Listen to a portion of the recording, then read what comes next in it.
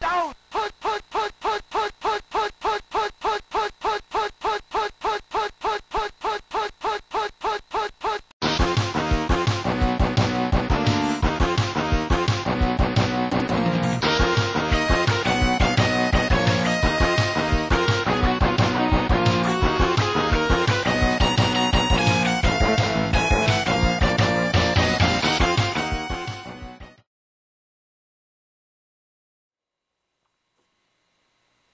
Hey dudes and dudettes, it's Holavoir speaking.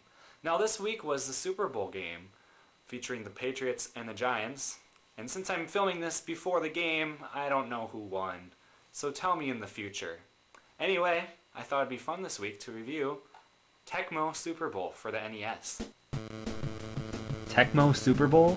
Sort of a funny name for a football game. But what is it? Well, it's a game developed by the Japanese gaming company TECMO, who brought us Monster Rancher and Ninja Gaiden, proudly proclaiming itself throughout the game, may I add, and probably paving the way for that white-haired guy to do the same.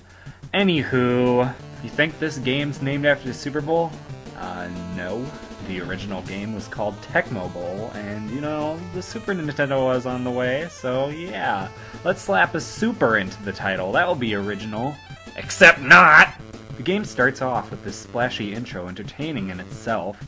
Rocking music for the NES, by the way. And pretty fun graphics of some of the leaves. Oh, wait a second, holy shit, what is that? Which I noticed something quite funny. Each of these teams, which were premier teams in 1991 when this game was released, did really well in 2012. San Fran got the NFC Championship, Detroit made the playoffs for the first time since the beginning of time, New York is in the Super Bowl. Funny thing to point out. The menu screen looks pretty unattached. Okay, I get it. Okay, you can stop now. Okay, main menu, please. Okay, oh yeah, that's right. You gotta show me that you're TECMO. Forgot. Sorry. The menu screen looks pretty unappetizing to the eye, but dive in and explore the hidden glory underneath. I've never seen an NES game with this much content, data, stats, oh my god. The game contains all NFL teams, which at the time was 28, and better yet, this was the first game licensed by Nintendo that was allowed to use real teams and real rosters together. The first NES real NFL experience. Before then, games were only allowed to license one or the other. And of course, it's 1991, so yes, some of the teams are inconsistent with today, Houston Oilers, Los Angeles Rams, etc., as Judge Judy would say. Get over it!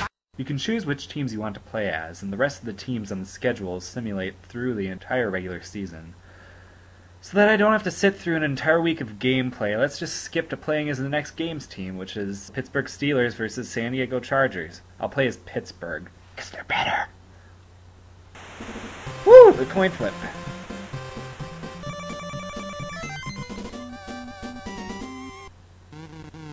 What was that referee supposed to say? Well, whatever. The player with the 1 above the head is the player you control, and honestly, the controls couldn't be any easier.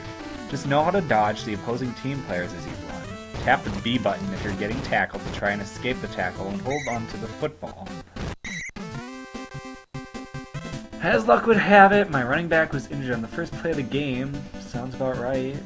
Poor Merrill Hodge, whatever. Playbook is simple too. There are 8 plays to choose from, so no, nothing extravagant. But for casual players, you don't need the 50-plus gameplays that Madden offers with audibles and whatnot. They missed their field goal. Some of these sound effects are more entertaining than they should be.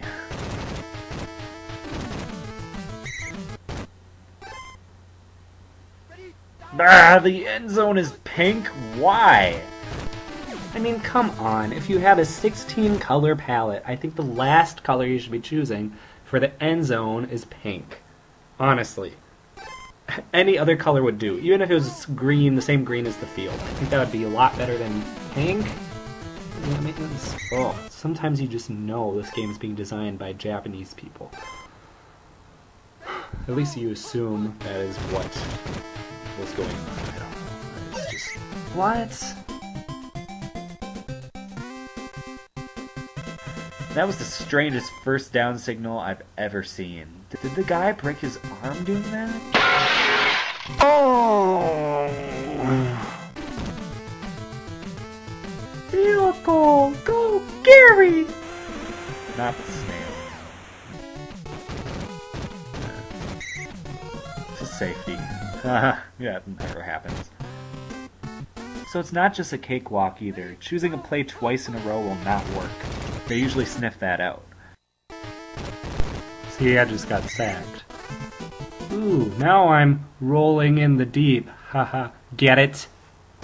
You gotta love the animation. It's sort of like, don't you see? I am the man. Look at my muscular armature.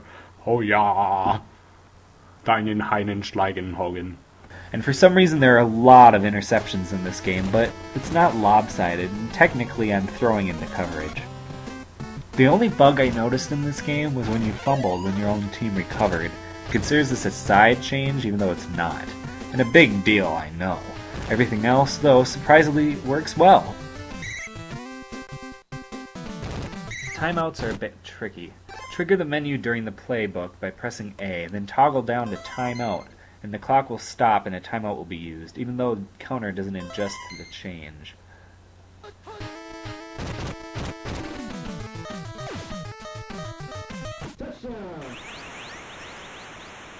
Louis Lips got a touchdown!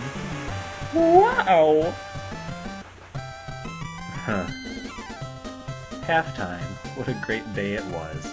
And hot babes.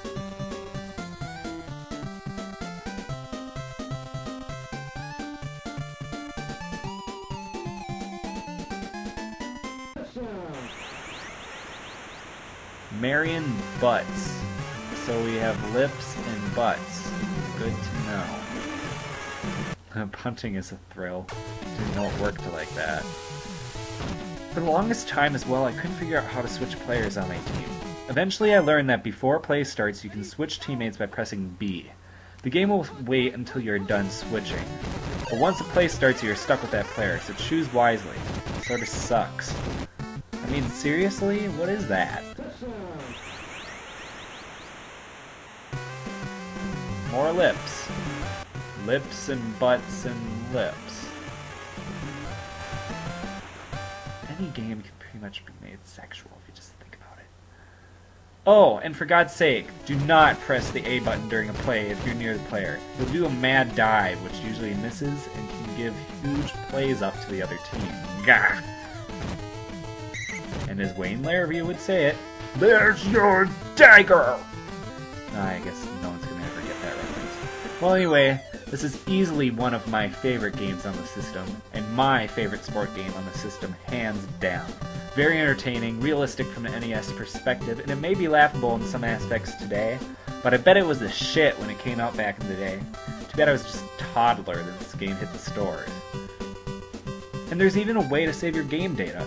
Hold down the reset button while turning off the NES by the power button. Considering how much data and stats is going around in this game, that is wicked awesome. This game has turned out to be a lot more awesome than I thought it would be. I mean, it's just a football game for the NES, the original system. And to be honest, it was fun. So I'm giving this game a 5 out of 5 on gameplay. Because it's fun, energetic, it does keep your attention span, but it's also serious enough if you need that realism fulfillment that a lot of people are searching for in video games. Especially today. It's as real as you can get for the NES. You know, if you're a video gamer stuck in 1991, I guess this would fulfill your dreams. 4 out of 5 for characters, because the game only has 30 player rosters and not 53. If it had a full 53 player roster, I'd give it a 5 out of 5. But, so, I mean, 4 out of 5 is not bad. A 4 out of 5 for controls. I mean, they're pretty solid, but there's gotta be a better way to change players during play. Come on. 5 out of 5 for camera. Nothing else is needed. Overhead view. 4 out of 5 for the music. It's standard NES music. Anybody expects this kind of music in this, for a game on the NES. I thought it was a great idea to have it during the plays, but it does get a little cheesy after a while. It's like, beyond NFL, you know, it's cheesy. Speaking of cheese, 3 out of 5 for the sound effects. Yeah, they're cheesy too. And what is that referee sound? I still haven't figured that out. And there's just the whole like sack tube thing. It just gets a little weird after a while. It was sort of obvious that the game was made for like 10-year-olds, and so it has 10-year-old sound effects. And nowadays that's just not acceptable anymore for any football game, which is sort of silly to think about. But, 4 out of 5 for the graphics. This was the end of NES's run, and the graphics are very solid. However, no pink end zones. 5 out of 5 for creativity. Everything, cutscenes, the way the game flows, flawless. A 4 out of 5 for extras. It doesn't have a full-fledged army of extras. It has a save data option though that I'm really fond of. If you're in the middle of a season and you can't finish the game, you can save it. That's perfect. You can do a full season on an NES game. Who would have thought that was possible? And a 5 out of 5 for Legacy. As it turns out, this game is still massively popular among collectors. They still have tournaments where they mod the NES game to have the current 2012 rosters for the NFL in the game. So you can play as your favorite players and your favorite teams. Now I haven't exactly seen if it includes the new teams, because now we're up to 32 from 28 back in 91. I don't know if it includes those new teams, but if it did, that would be, you know, a dream come true. You could play 2012 rosters on a 1991 video game. And that's all there is to say. TECMO Super Bowl is pretty awesome. I would recommend it.